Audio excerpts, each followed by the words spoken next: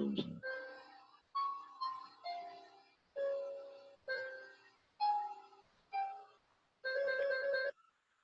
right, welcome everyone. You are on with the Many Hands team, and we are excited to be here. We come to you with the content that is of most interest, with the hottest issues, current events, business, and social consciousness. So, very excited to bring another hot topic and what we think is going on. So, our team will do our quick introductions. I am Oriel Ross McKinney. And who else do we have with us? Hi, I'm Antoine Watts. Okay. Who else we got on with us? And who else do we have on? I'm Rio Winfrey, Orlando's own model, actor, brand ambassador, and your fitness expert. Yes, sir. And I'm Brian McKinney. What's going on, everybody? What's up? I said that when I say Twan is the heart of the team, B's the strength of the team. Rio's definitely the consciousness of the team. Make sure it's the right thing. Just leaving me the brain, you know? We will all rock with that. Right? We bring it together. So what's really hot this week, or it's actually not funny at all, but the new abortion bill that's going on, the law that passed in Alabama, that's continuing to trickle through the southern states and through conservatives, and the effect that it's going to have on women's rights in a nutshell. So we took some time and we're thinking about where it's going to lead us, what it means in the next 5 years, 10 years. What does it mean when it comes to the Supreme Court justice? What does it mean when it comes to the current laws that are in place? What does it mean for our overall health of the country? Because all these issues that we are facing politically, they springboard to other issues that we face in terms of our family values, our morals, our ethics, just the fiber of the country. So every little or large issue is actually rippling waves to the bigger, who is America? So I'm gonna kick it off. I'm gonna tee it off to Antoine. What are your thoughts on where we are? So my thoughts on it, I'm going to start by saying I am a pro-choice human being. Along with that comes some hard conversations and hard, stipulations as well. But, just seeing what's going on in the current climate this week in Alabama, just obviously want to touch a little bit on that right off the bat. So, basically two things that have that will come out of this with this Alabama ruling. One is Alabama will be the strictest state when it comes to abortion laws by far. But two, again, like we talked about previously, this opens up the door to Roe v. Wade. And that is the conversation that I believe individuals supporting the bill want to eventually get to. Because as of right now, in the Supreme Court, it leans towards a demographic that would support possibly overturning that law. So right now, I just think this is the beginning stages. I believe this is one of those chess versus checkers moves that it starts out there, but I think everybody understands it and they see it, but I don't know if everyone understands the impact this really could have. I don't think that has anything to do with the face value of abortion, or it has everything to do with, to your point, political strategy. I don't know if it'll get to the Supreme Court. I don't know if, even though they're highly conservative, if Kavanaugh or Roberts would vote for it or overturn Roe v. Wade. I'm not convinced of that yet. Far beyond me to continue to look for some kind of light in where we are, but I'm not convinced that those two justices will go in that direction. I mean, in general, I think that for me, I am pro-choice, but I do think that this is also damaging to the pro-lifers. I would like to think in a perfect world, all the women that have voted for the current administration have some level of regret, even if they would still do it over again. There's some level of regret where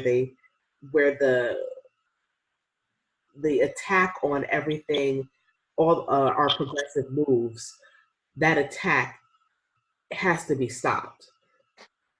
So although they were part, by and large, women were part of getting the current administration all of this power that they have now, I would like to think that at one point they would vote, we would vote more so for ourselves. You know, women are voting against their interests the more that they continue to support the current administration and these type of uber conservative threat to all progression that we've attained. Yeah, but I mean, I say let's keep it. So you're right in that women have voted against their interests. I think by and large, it's a certain demographic of women that have voted against their interests because other demographics did not vote for this president and this administration. However, you know, looking at this bill in Alabama, 25 men and one woman who happened to be the governor who had the final sign off. Bill. So to your point about women, She signed it. she signed She it. signed That's it. what I'm I'm saying. like, She could have shut it down. they need to burn Signed, that paper. like happily signed it though. Yeah, absolutely. So you know what I'm saying. So to your point about women, like yeah, I think there is some level. We're hoping there's some level of regret. However, I don't know that it's enough regret to stop the wheels that are returning, because coming in this 2020 election, we're going to find out when the rubber meets the road. Like we're going to find out if those people have regrets and enough regret to say, all right, look, you're out. You messed this up. Yeah. So now we got somebody else. We need to get somebody else in there. Yeah, it was an absolutely hopeful statement. I agree with you. it was to look for the best of who we can be. I absolutely agree with you. I just would like to think so. I would like to think that there are more people looking for good. Sure. You know what I will say though is I think tomorrow there are going to be protests in all 50 states. So the numbers say that they're there, right, for protests and for people to want to stop this. But will we get the right numbers to vote in the upcoming election to really make change? It doesn't, protesting is protesting, but it only is beneficial if there's action behind it. Yeah. We don't even have a good front runner. I mean, Biden's technically the front runner by numbers, but nobody's sweeping the nation. Nobody's mind blowing. No. Nobody's like, wow, that's it right there. Yeah. I mean, you have Trump attacking Biden's age and character, and then Biden might slip on a word. You don't have that luxury. Like, you have to be Obama on point. Stop it. I'm sorry, say it again. You have to be who on point? Obama on point. Okay. Oh, I couldn't hear. Sorry. Real quick, Obama. I'm sorry, I'm done. I apologize. I'm done. Like, you can't. He's squeaky clean. You know what I mean? You can't. Trust me. If there was dirt, they would have found it. Absolutely. So that's more so anything else versus his policy, but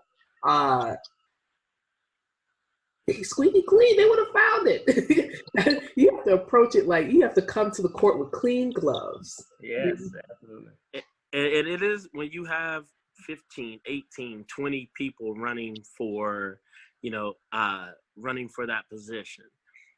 And of course, there are a few that we feel will come out in the end, but you're right. As of right now, we don't know. And I want to tell you, I do agree with you with Kavanaugh and with Roberts. I don't think it's a foregone conclusion that they will vote Roe v. Wade out. I do not believe, because these Supreme Court justices also are purists in the sense that they don't believe in just overturning precedent. Mhm. But what would this current administration? What would happen if they went against, you know, that the man in the White House today, and he did get reelected, 45. right? And 45. What would happen if they did not sign? I mean, it's not like he can't boot them out. I mean, they're in there, Right. but hey, it's just he put them there. I was going to say, he put them there for a reason. He knew going in Absolutely. who he wanted. So back to the chess checkers match, strategy. This strategy has been going on for 5-6 years. Well, even so, right? The beautiful. This was, again, I hate it because it went against what I believe in. But the beautiful thing is, Obama had a seat open and was trying to get the confirmation, and the Republicans But he held out. played by the rules. I was so mad. He played by the rules. Until we get this consensus, until everybody agrees. Listen, politics, it's dirty. It's dirty. Dirty, and you have to figured be because he comes from Chicago politics, I figured he would be like, "Hey, I'm on my way out." Like, second-term presidents always like, "Yo, I'm doing what I want to do." Yeah, go rogue. He never went rogue. What you gonna do? Vote me out? Guess what? I'm out anyway. Like, I'm going. No. But with that one, obviously, that shows a level of integrity and character because he understood the importance of the seat. But I really wish he would have fought harder to get that confirmation done because obviously the seat was filled by the guy that's in the White House now. Well, and they stoned him out. They didn't interview. They didn't want to talk to his guy. So it was not going to happen. But that's what happens when you're not voting on a local level. That's what's happening when you can't control the Congress. Like, you can't put all of your eggs in one basket. You have to be able to understand how the system works. Right. Don't ask the average person on the street about the electoral college or how it works or the local setting versus the three branches of government. Ask them anything. My aunt always tells me, she says, I'm disappointed when they stop teaching civics in school because these kids don't know anything about government. And you can't even call them kids. Like, full-fledged adults don't know much about it. Yeah, well, it's kind of heartbreaking. You have to. This is your country. You have to fight for it. If you don't fight for it, who will? That's true. Whether I'm sure many people still see us as 3/5 of a man. Absolutely. Oh, yeah, absolutely. Yeah, we're regressing back. Yeah, we have to fight for it. Yeah. All the progress made is now sliding backwards. Slowly but surely, every single day, it's sliding backwards, and we're looking at, we're looking at the distractions of the taxes and the collusion and this and that. Meanwhile, they're on the other side, rolling back everything that we've worked for to get to this point, and slowly but surely, while we're sleeping, this is happening. Yeah. And the average Americans aren't thinking about it, looking forward to talking about it. Yeah. Mm-hmm. So, what do you think, Rio? Well, I want to go back to, like I said, part of my ignorance. So I know I mentioned earlier with me being pro-life. So this makes sense now. You guys can correct me if I'm wrong, but I guess I'm more so in a scenario. So I don't know if that would make me pro-choice in that case. I'm just kind of going back to everything. I mean, obviously, if it's involving, maybe jumping gears here, but if it's involving like rape or incest or anything like that, that's a whole different ball game for me. So I guess does that make me pro-choice in this case? I know we mentioned a gray area, no black and white. Yeah.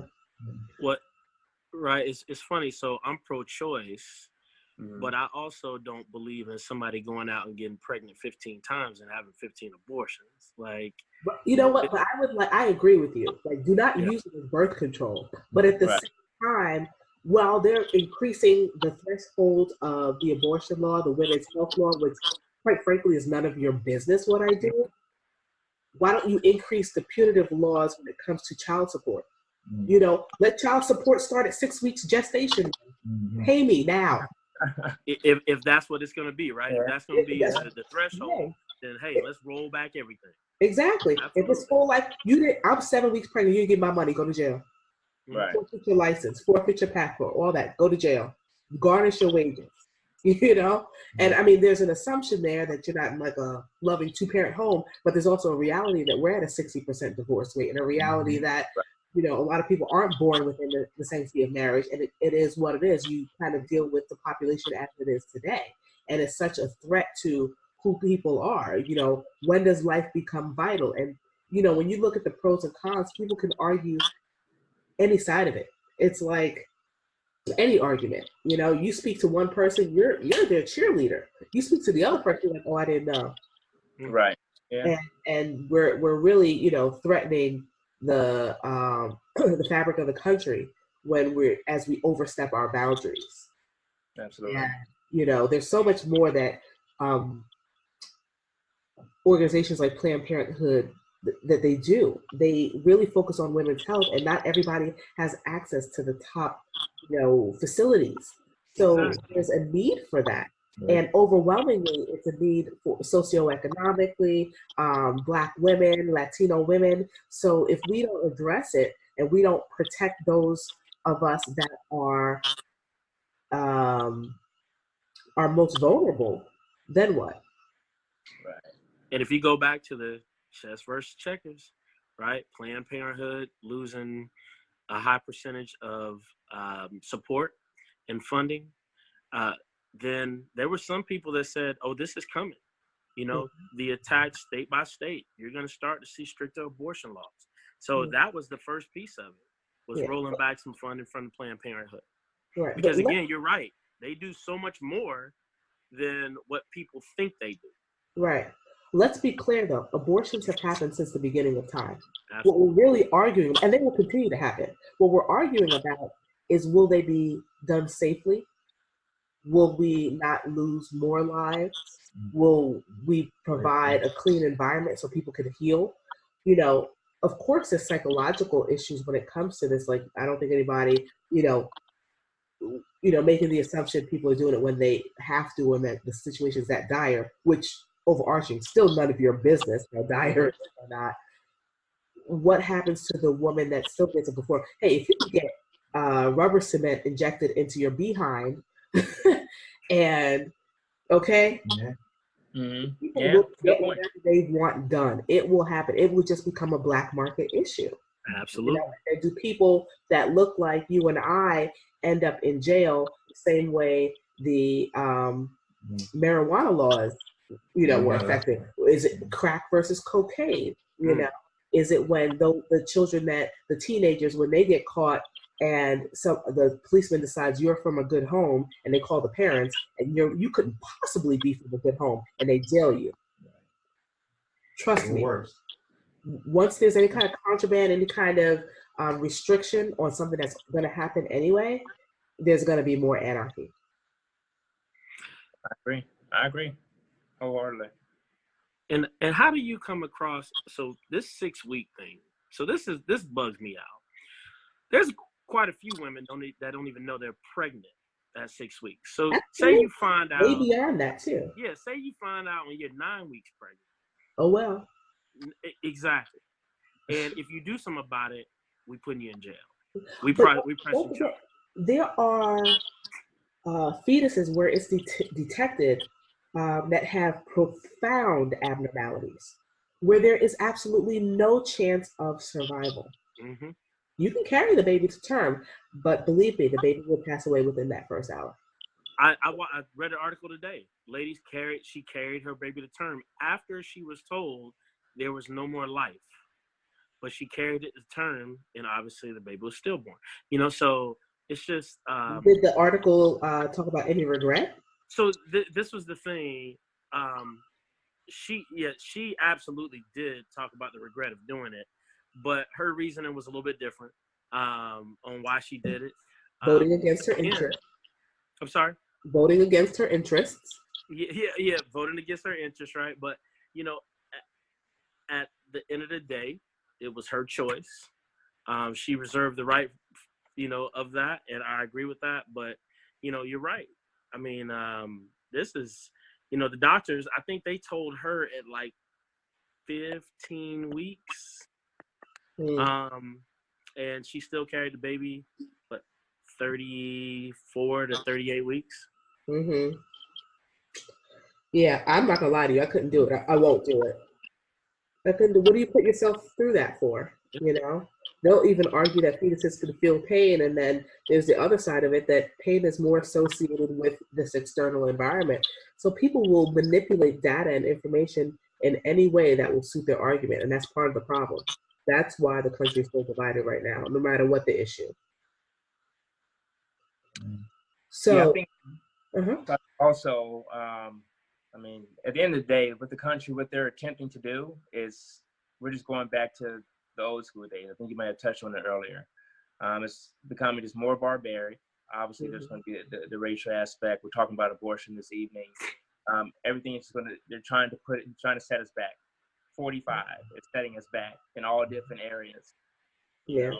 And this is the latest one here. We're talking about abortion this evening, and next week I'm sure something else. We're talking about women's rights. Once you're in this era and you don't believe that women have the full authority and autonomy over their own bodies, and rape is okay. And wait, where was that comment that was like, once you can't call rape after the start of? It's after the start of it of consensual sex. That was no longer be rape. You cannot retract being consensual sex. I was like, Yeah. So, but when does that start? When does that start? Is it the kiss, or is it just the, or? They haven't defined it fully. Okay. They want to define it as, oh well, you shouldn't have worn that short skirt. Like you know. You invited it. You invited it. It is mind-boggling. Some of the quotes I've seen that some of these politicians have said is in that, oh, what's no big deal? Rape is no big deal. Just get over it. Yeah. But who's timing it though? Who's on the clock? Say that again. But who's timing this? Like, who's on the clock? Because they said there's what was the actual time that it was mentioned though? There's a certain amount of time that you have before. Oh, I don't know. We have to pull up. Are you 12 hours? Be saying 12 hours. 12 hours. Okay. Yeah. Okay, so it's like, so we start at 3 p.m. So I have until 3 a.m. to figure out what I'm gonna do. Which is the craziest thing. Right? That's what I'm saying. It's all ridiculous. It's all ridiculous. Let me tell you, dudes will wig out at 2:59. You're like, well, hold up. You know, and I always try to set my clock 5 minutes fast. I'm confused. I missed the whole situation. I ended up in court because I set my clock wrong.